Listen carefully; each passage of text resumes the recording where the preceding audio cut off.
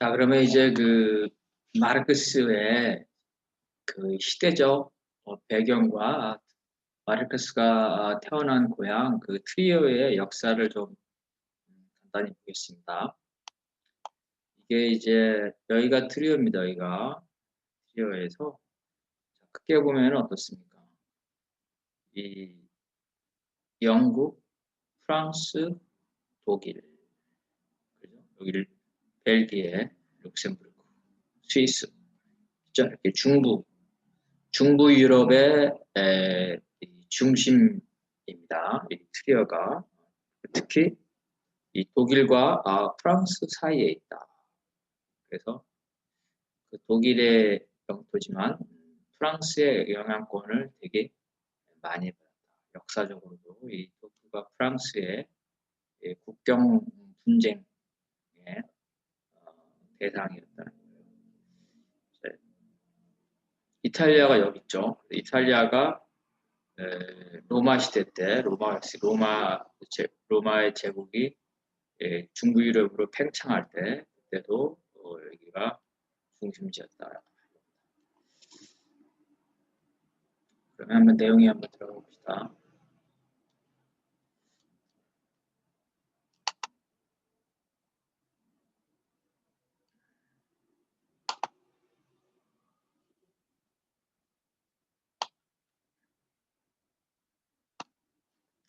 그러니까 트리어는 이제 그 라인강은 이제 독일, 프랑스 양쪽에 흐르는 건데요. 그 라인강을 두고 그 서쪽 라인강을 건너가지고 프랑스와 붙어 있는 쪽이에요. 그러니까 원래 치면 라인강을 기준으로 해서 독일하고 프랑스가 나눠져 있는 것이 아니라 독일의 영토가 라인강을 넘어서 프랑스하고 붙어 있는 곳입니다.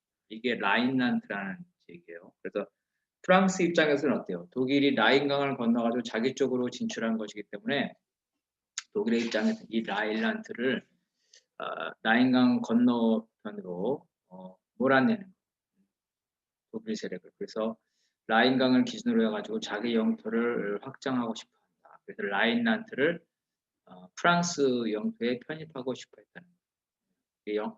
이게 중요하다. 그래서 프랑스와 영국이 이 라인란트 마르크스의 고향 트리어를 포함한 지역을 두고 서로 분쟁을 많이 했다.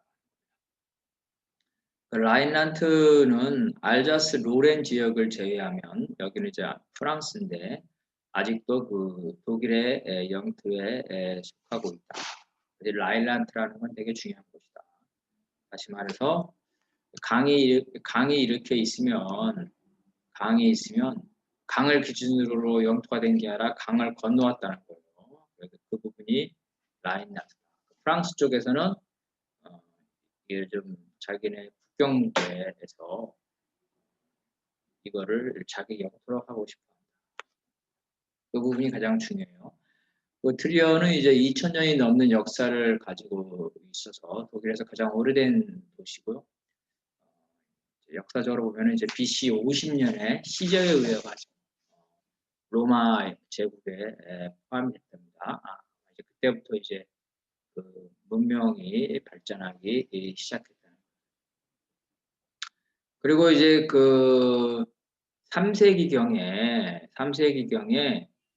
그 갈리아 제국이 14년 동안 일시적으로 그 로마에서 분리돼서 성립될 적이 있었는데 그때 갈리아 제국의 수도였다. 그러니까 무척 발전한 곳이었다는 거죠. 이미 BC 3세기면 1700년 전에.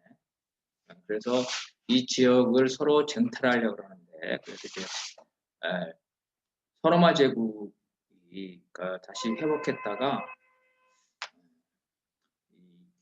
게르만 민족들이 남하하게 되면서 게르만 민족들의 침입을 많이 받게 됩니다. 4세기에는 이제 그 서노마 황제의 거주지역이었다는 거예요. 그러니까 여기에 이제 그 거주지역이다 보니까 황제를 위한 시설들이 많겠죠. 그러한 그래서 뭐 황제의 별장이라든가 이런 겁니다. 이렇게 해서 도시가 그 로마의 유적을 많이 볼 수 있습니다. 그래서 계속해서 로마 세력과 그 게르만 세력 간에 이러한 그 다툼이 있었고요. 그러다가 이제 그 로마가 망한 후에는 이제 프랑크 왕국의 영토가 됐죠. 그래서 이게 지금 계속해서 이 전쟁이 되면서 인구가 로마 시절에 제일 중성했을 때는 8만 명이었는데 6세기 초 게르만 쪽에 대이동이 되면서 전쟁이 너무 잦았다는 거죠. 트리어에서 5천 명으로 줄어들었다는 거죠. 9세기에 이르러서는 이제 그 동프랑크 제국, 서노마 제국이 망한 후에 프랑크라는 오늘날로 치면은 이제 그 독일, 프랑스 이렇게 다 포함되어 있던 곳인데 그중에 동프랑크, 즉 오늘날의 독일을 게르만족의 나라들에 해당되는 부분에 속하였다. 그러다가 이제 그 동프랑크 이후에는 신성 로마 제국으로 이어졌다. 그래서 그 이후에도 신성 로마 제국이 약 8세기, 9세기 이렇게 이제 넘어가는데 최종적으로 그 붕괴된 거는 이제 그 나폴레옹 체제 때 최종적으로 붕괴가 됩니다. 그때까지도 이 트리어를 두고 서로 이제 경쟁이 있었는데 그 중에 이제 또 이제 게르만 민족이 끝난 이후에는 이제 바이킹족들이 또 서유럽에 진출했죠. 바이킹의 습격을 근데 그 당시에 이제 바이킹의 습격을 받을 당시에 많은 수도원들이 이 지역에 건설되면서 카톨릭의 영향권을 그래서 10세기 초부터는 그 카톨릭 대주교가 여기가 지배권을 가지게 됩니다. 그러니까 중세 때는 어떻습니까? 중세라는 거는 교황이 전체 유럽의 최고 지도자였죠. 중세 초기에. 그리고 그 세속 권력은 쪼개져 있었어요. 그죠? 로마가 망한 이후에 세속 권력은 쪼개져 있었다. 그래서 교황이 이 왕뿐만 아니라 귀족들에게 그 토지를 지배권을 부여하게 했는데 경우에 따라서는 그 세속 귀족이 아니라 종교 귀족에게도 그 토지, 영토, 지배권을 줬습니다. 그래서 그런 지역이 몇 개 있는데 제네바, 우리가 알고 있는 제네바도 역시 주교 카톨릭에게 그 지배권을 줬는데요. 트리어도 역시 카톨릭 대주교에게 지배권을 줬다는 거죠. 즉 영지가 됐다.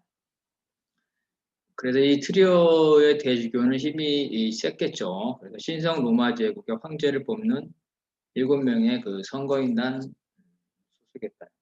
그 이후에 교황의 그 권위가 지배권이 약화가 되고 세속 지배권, 각 나라의 황제라든지 왕의 지배권이 강화되더라도 이러한 그 카톨릭의 트리오에 대한 지배권은 관습적으로 인정을 했다는 거죠. 그래서 12세기에 대주교의 종주권이 확립이 되면서 프랑스 대혁명까지 지속하게 됐다.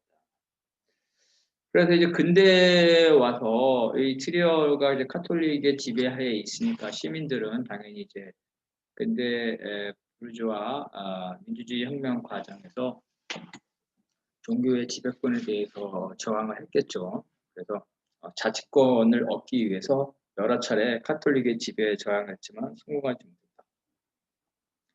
제네바는 어떻습니까?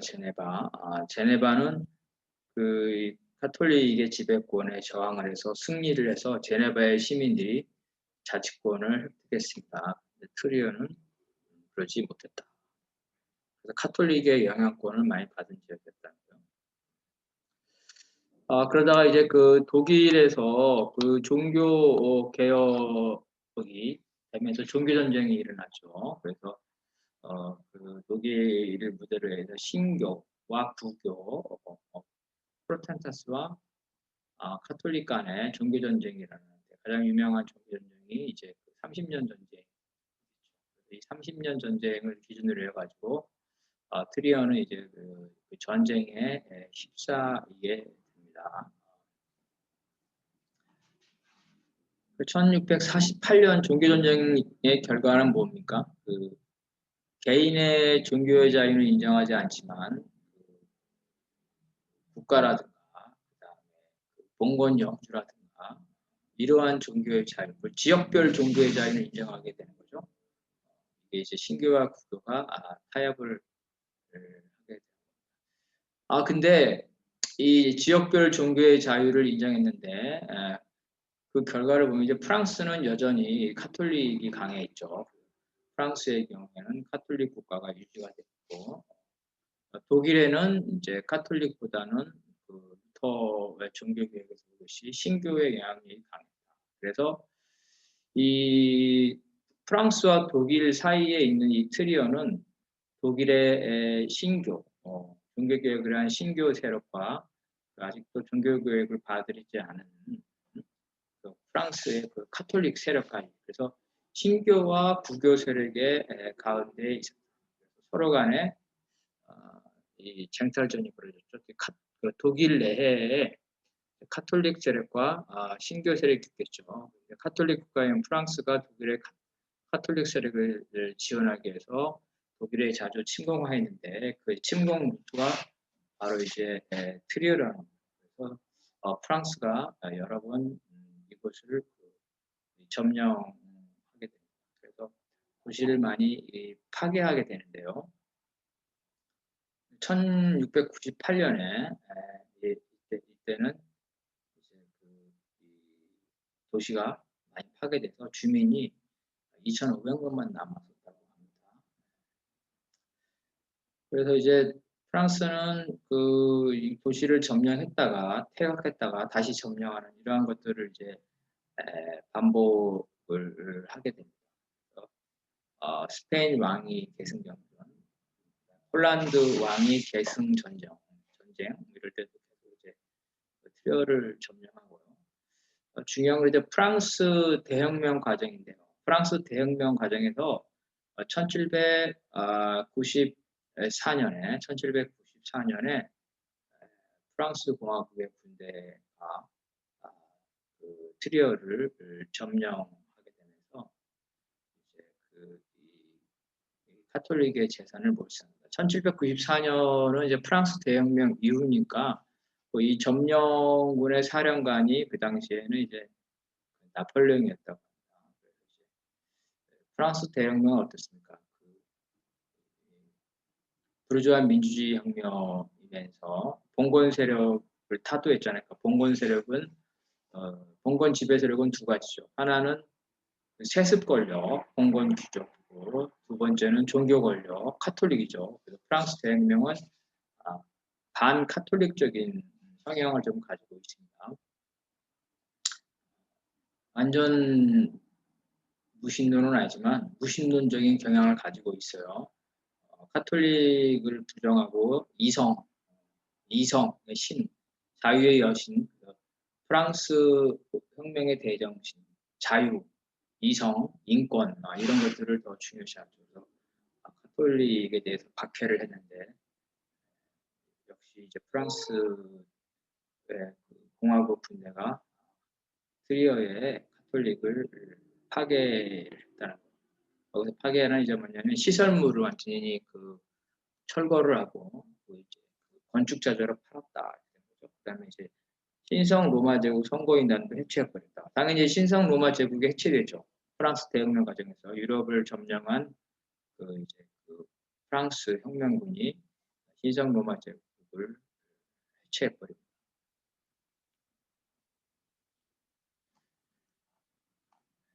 그래서 이제 신성 로마 제국이 이제 실질적으로 붕괴된 이후에 이 독일 지역은 약 300개의 작은 지역으로 나눠졌다.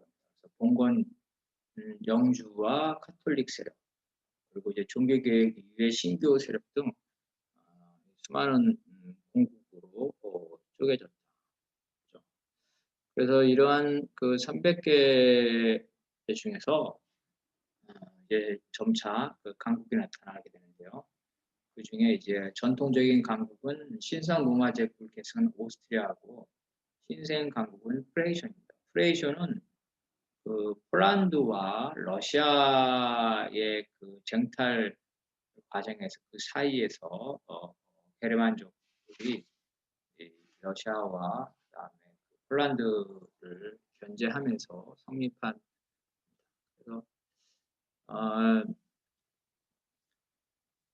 나폴레옹이 그 독일 지역을 점령한 이후에 그 수백 개의 공국들이 전부 다 나폴레옹의 점령을 당했겠죠.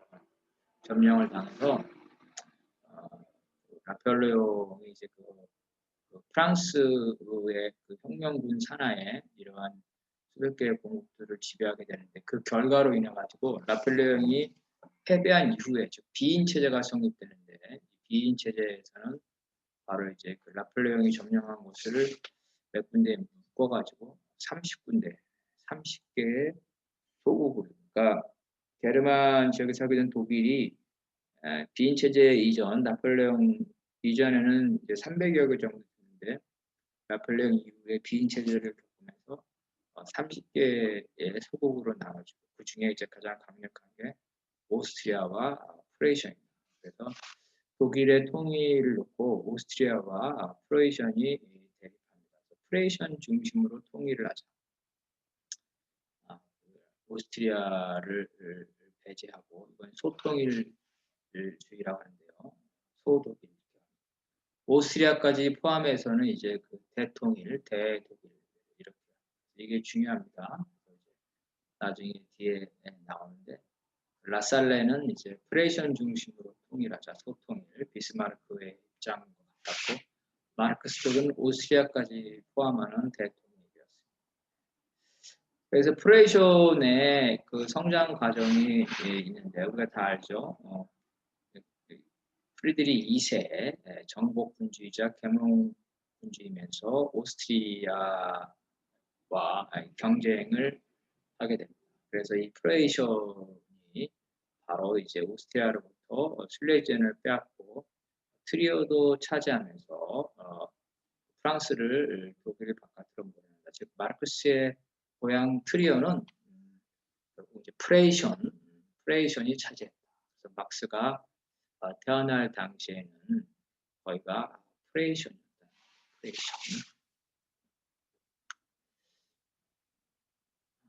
그런데 이제 프랑스 대혁명 과정에서 이 프레이션은 이제 그 프랑스 대혁명에 대한 국제적인 진압군 반대쪽에 가입을 했다가 나폴레옹에 의해서 왕위에 쫓겨난다는 거죠. 1797년에 프랑스 혁명군의 사령관이 나폴레옹이었는데, 나폴레옹이 이제 프랑스의 안전을 위해서 아까 말한 것처럼 라인 강을 넘어가지고 독일의 영토가 들어왔다 그랬죠. 라인난트. 그래서 프랑스의 안전을 위해서 이제 조약을 맺는데, 캄포 리미오 조약이라고 해서 이제 이 조약을 맺고 나서 프랑스와 붙어있던 바로 라인난트 지역, 그죠? 이 라인난트 지역을 단순한 그 식민지 점령지가 아니라 아예 라인 연방을 만들어 가지고 프랑스 영토를 편입시켜 버립니다. 그래서 그 프랑스 대혁명 시기에, 나폴레옹 시기에 트리오는 프랑스 영토가 되어버렸어요. 프랑스 자르라는 주의 주도가 되었다. 독일의 라인 연방이 프랑스 자르의 주도가 되었고, 트리오는 바로 거기에 주도가 되었다. 주도라는 건 이제 뭐 우리로 치면은 뭐랄까요? 경상북도면은 이제 경상북도 도청이 있는 곳 이렇게 되는 거죠. 프랑스 대혁명은 이제 그 반카톨릭적인 입장이기 때문에 카톨릭이 세운 트리오 대학도 이제 해체했다는 거예요. 그런데 나폴레옹이 이제 황제가 되면서 점차 프랑스도 이제 그 혁명의 기운이 낮아지면서 나폴레옹이 자기 권력을 위해서 봉건 세력과 일부 타협을 하죠. 그래서 이제 교황과 타협을 합니다. 화친 조약을 맺으면서 다시 이제 트리어의 카톨릭을 허용을 하는데 다만 프랑스인을 주교로 선임합니다. 카톨릭과 타협을 했다는 거죠. 1804년에 나폴레옹 황제가 트리어를 방문했답니다. 1804년이면 마르크스가 태어나기 14년 전이죠. 트리어가 다시 번창을 했다. 여기는 이제 그 마르크스가 태어난 그 트리어의 시에 있는 마르크스 동상입니다. 이 동상을 그 중국 정부가 기증했다고 합니다. 마르크스의 생가 근처에 있는 게 아니라 트리어의 시내에 있습니다. 걸어서 한 10분 정도에 있고요.